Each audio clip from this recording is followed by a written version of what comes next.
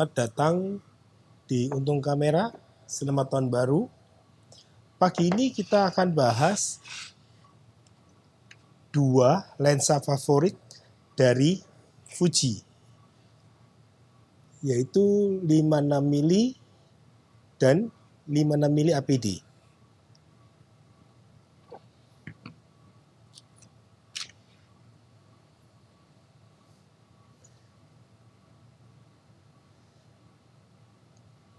Lensa ini secara fisik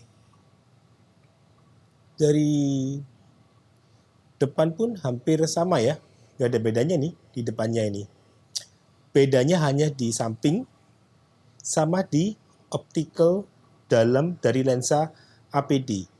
Dia mempunyai suatu coating atau APD yang kepanjangannya adalah aposidiak.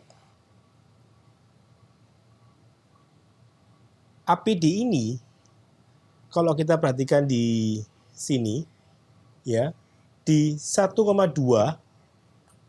kita zoom sedikit, di 1,2 itu dia mempunyai cahaya masuk sebesar 1,7. Jadi bokeh kualitas dari depth of field adalah 1,2. Tapi untuk cahaya yang masuk adalah 1,7. Jadi dan dengan nanti kita naikkan dia punya aperture ke 1,4, dia tetap cahaya 1,8 dan seterusnya hingga mencapai angka 5,6. Dan dia mempunyai angka yang sama untuk cahaya masuk. Jadi ini seperti GND ya sebetulnya. Jadi di 1,2 dia hampir to stop untuk APD. Terus kalau dia digeser ke 56 dia hampir menjadi 0 untuk GND-nya. Oke. Ya. Nah, jadi kalau teman-teman tanya, selain dari perbedaan di sini, T7 ini, juga ada satu yang istimewa untuk APD, yaitu dia dibawain satu filter GND dari Fuji. Ya. Dari Fuji. GND ini adalah ND8. ND8 sekitar 3 stop. Ya. Sekitar 3 stop. Oke.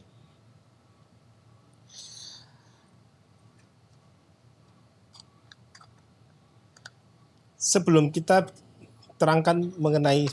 saya bahas mengenai apa kelebihan dari APD ini dibandingkan yang R, saya akan jelaskan dulu apa kelemahannya.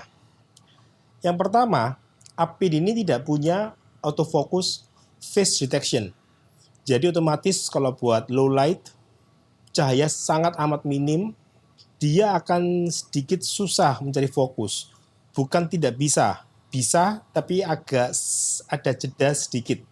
Terutama kalau dia lari ke infinity, terus kembali ke fokus objek. Lebih cepat yang 12R. Karena dia ada phase detection autofocus. Ini tidak ada APD. Itu kelemahannya. Yang kedua, kelemahannya adalah di 1,2 cahaya masuk adalah 1,7. Meskipun bokehnya tetap 1,2, depth of field tetap 1,2. Jadi dia membutuhkan cahaya satu stop lebih banyak daripada 12R. Ini sebenarnya bukan kelemahan sih kalau saya bilang. Justru ini adalah kelebihannya. Kenapa APD ini mempunyai kelebihan daripada R selain dari aposidiak filter? Saya akan lihatkan contoh foto berikut ini.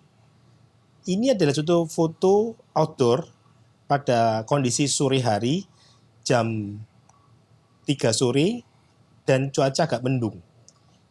Bisa dilihat di dinding mural ini, tidak ada bedanya antara APD sama yang R. Sekarang saya akan lihatkan foto yang kedua. Kita akan lihat tiang monumen dari Tugu Pahlawan, Surabaya.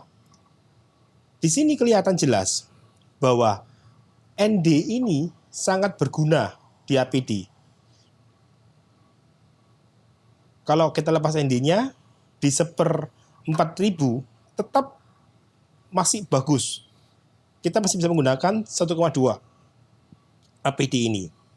Sedangkan yang 1,2R bisa dilihat gambarnya over expose. Padahal kita bisa menggunakan ISO 100 1/4000. Jadi 1,2R kalau buat outdoor maksimal di f2. Kalau saya saran. 1,2 agak sulit karena overexpose. Yang ketiga, kita akan lihat lagi foto dari monumen di Tugu Pahlawan, juga sama dengan ND yang dibawain oleh Fuji, luar biasa hasil fotonya, outdoor di f1,2. Dengan tanpa ND, kita bisa lihat sekarang masih bagus di 1/4000.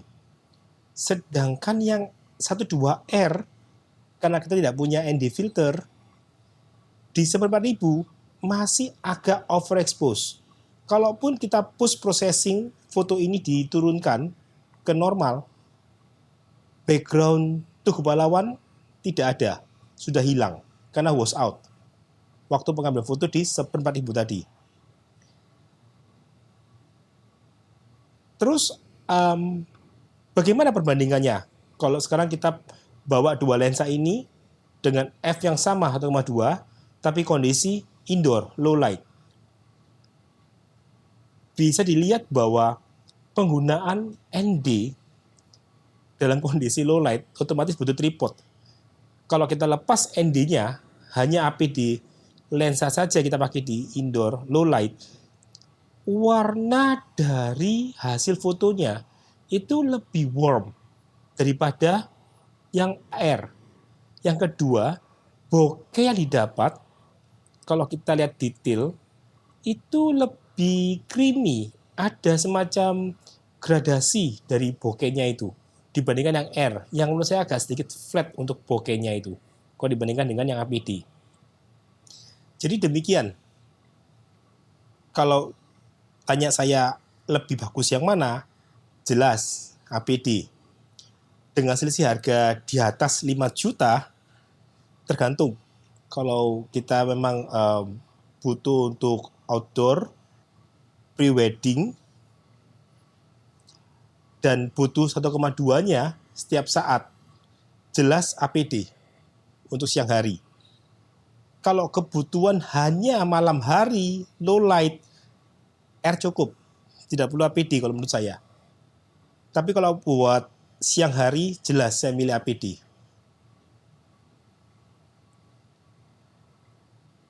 Bagi mereka yang teman-teman yang sudah punya R, apakah perlu upgrade ke APD? Tergantung. Kalau kita sudah mencoba foto dari APD, maka akan sulit untuk kembali ke R. Sebaliknya kalau saya sudah punya R dan saya ada uang ekstra, saya rasa saya akan ganti ke APD. Karena ini beda sama ini. Beda. Sama-sama 1,2, tapi ini beda. Ini seperti kita pindah ke merek L, kalau saya bilang. Jangan lupa untuk subscribe channel ini. Saya akan mereview lensa Fuji lainnya. It's the money.